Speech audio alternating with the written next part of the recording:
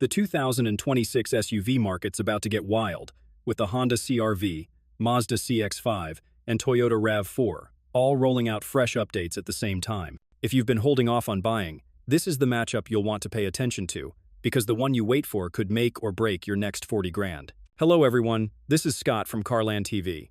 It's time to hop in the front seat because today, we're looking at the 2026 Honda CR-V, Mazda CX-5, and Toyota RAV4 side by side to see what each one brings to the table and which might fit your life best. But first, do me a quick favor. Tap that subscribe button and ring the bell so you don't miss what's coming next. It ain't required, but those clicks keep this thing rolling and make it easier for me to keep dropping solid car content straight to your screen. Now, let's get back into it. Why 2026 is the SUV year to watch?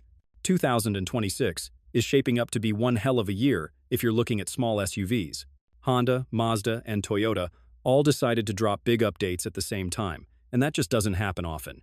The RAV4 alone sold over 475,000 units in 2024, making it the best-selling passenger vehicle in America. The CR-V wasn't far behind, hanging in the top 5 sellers like it always does. And while Mazda's CX-5 doesn't touch those numbers, it's their bread and butter. It outsells every other Mazda by a long shot. That's why this year feels different. Normally, these launches get spread out. You get a new CR-V one year, Toyota tweaks the RAV4 the next. But 2026? All three are fresh at once.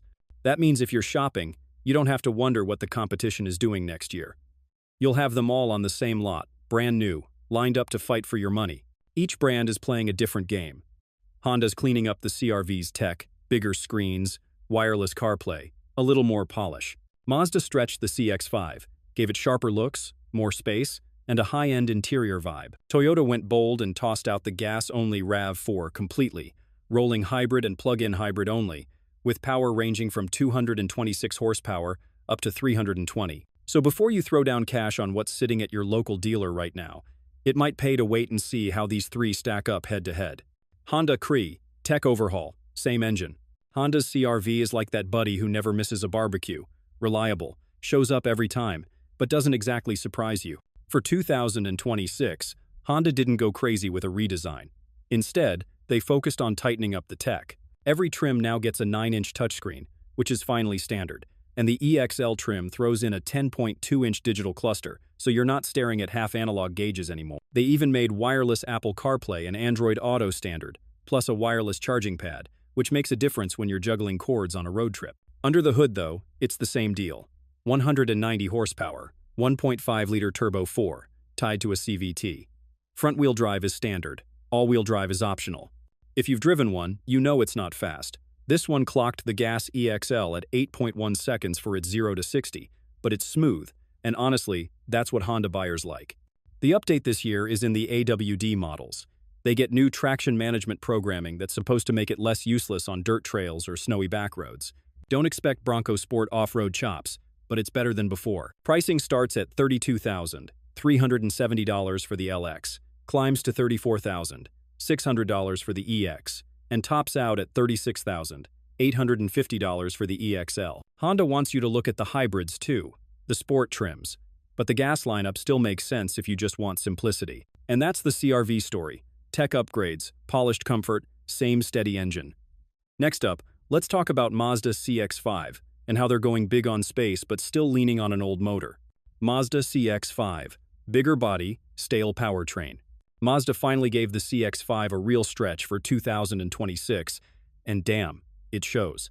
They added about 4.5 inches to the wheelbase, which means the back seat isn't just for kids anymore. You can throw grown adults back there without complaints. Cargo space is up too, and for folks who've always loved the CX-5's style but hated its cramped rear, this is the fix. On the outside, Mazda kept it sharp with slimmer LED headlights, a more sculpted grille, and that new Mazda lettering across the tailgate instead of the logo. It looks closer to the bigger CX-70 and CX-90 now, and honestly, it pulls off that premium vibe they've been chasing. Inside, they went all out. You can opt for a 15.6-inch touchscreen with Google built in, plus a standard 12.9-inch display on lower trims. Wireless Apple CarPlay and Android Auto are included. The steering wheel's redesigned, and the instrument cluster's finally fully digital. The whole cabin feels like Mazda's trying to slide into Acura or Lexus territory, but at a mainstream price. Here's the catch. They kept the same old 2.5-liter naturally aspirated four-cylinder, good for 187 horsepower and 185 pound-feet of torque, paired to a 6-speed auto. All-wheel drive is standard, which is a plus, but no turbo option at launch and no hybrid until 2027. That engine's been around nearly 15 years, and while it's reliable, it feels behind the times when Toyota and Honda are pushing electrified options now. So yeah, the CX-5's body grew up, but the heart stayed the same. Next, we'll get into the RAV4, and Toyota's making way bolder moves. Toyota RAV4. Hybrid muscles across the board. Toyota's not dipping a toe in the water for 2026. They straight up yank the gas, only RAV4 off the table. Every single trim is now either a hybrid or a plug-in hybrid. That's a big swing, but it makes sense when you remember the RAV4 sold 475,000 units in 2024, more than any other passenger vehicle in the US. If anyone can force buyers into hybrids, it's Toyota. So what's under the hood? The standard hybrid setup now makes 226 horsepower with front-wheel drive, or 236 horsepower if you step up to all-wheel drive. That's already more grunt than the CR-V's 190 horsepower gas engine or Mazda's old 187 horsepower four-cylinder. But the real star is the plug-in hybrid, cranking out 320 horsepower and giving you 50 miles of electric-only range before the gas engine even kicks in. That's one of the highest EV ranges of any PHEV out there right now. Oh, and Toyota added DC fast charging on some trims, something you almost never see on a plug-in hybrid. The trim lineup got shuffled too. You've got core models like LE, XLE, and Limited, rugged with the Woodland Edition, and Sport with SE, XE, and even a Grar Sport FVA tuned by Gazoo Racing. So whether you're after an everyday family hauler or a tougher off-road vibe, Toyota's got a flavor ready. Toyota's basically saying, we're future-proofing the RAV4 right now. Next, let's line these three up on space and comfort, because specs are one thing, but how they feel to live with is where it really counts. Interior and comfort. Now let's talk about the stuff you actually feel every single day. Honda's always been strong here, and the CR-V keeps that rep in 2026. Rear passengers get legit room to stretch out with 41 inches of legroom, and cargo space sits at 39 cubic feet behind the seats, expanding to 77 cubic feet with them folded. That's more than the RAV4 and right in line with the best in class. Honda also reworked the front seats to cut down on fatigue during long drives, and I'll be honest, that's one of those things you don't appreciate until you've done 400 miles in a day. Mazda's CX-5 finally fixed its biggest weakness by growing the wheelbase by 4.5 inches, which translated into what they're calling class-leading second-row legroom. They haven't published exact numbers yet, but early looks show it's a night-and-day improvement. Plus, the upscale interior with that 15.6-inch touchscreen makes the cabin feel way more premium than the price tag suggests. If you want that near-luxury vibe without paying Acura or Lexus money, this is where Mazda's flexing hard. Toyota's RAV4 didn't grow in size. It's basically the same footprint, but they refined the interior. Depending on trim, you get a 10.5 or 12.9-inch screen, a 12.3-inch digital gauge cluster, and improved seating materials. Cargo capacity is still competitive, and with the PHEV, you keep usable space thanks to a flat-load floor. So, who wins? Honda still edges it for sheer practicality, Mazda's gunning for comfort and style, and Toyota's balancing tech with everyday usability. Safety, tech, and warranties compared. Here's where you start to see the brand's personalities come out. Honda's CR-V has always leaned on Honda sensing, and for 2026, it's standard across the board. That means you're getting forward collision warning with auto braking, lane keeping assist, adaptive cruise control, and even a driver attention monitor, no matter the trim. Warranty is basic, 3 years or 36,000 miles bumper to bumper, 5 years or 60,000 miles powertrain, plus 1 year or 12,000 miles free maintenance. Solid, but nothing flashy. Mazda finally dragged the CX-5 into the modern era. Every trim now gets a fully digital instrument cluster, upgraded driver assistance, and bigger screens with Google built in. All-wheel drive is standard, which gives it an edge in traction without forcing an upcharge. But warranty-wise, it's middle of the road. 3 years or 36,000 miles basic, and 5 years or 60,000 miles powertrain.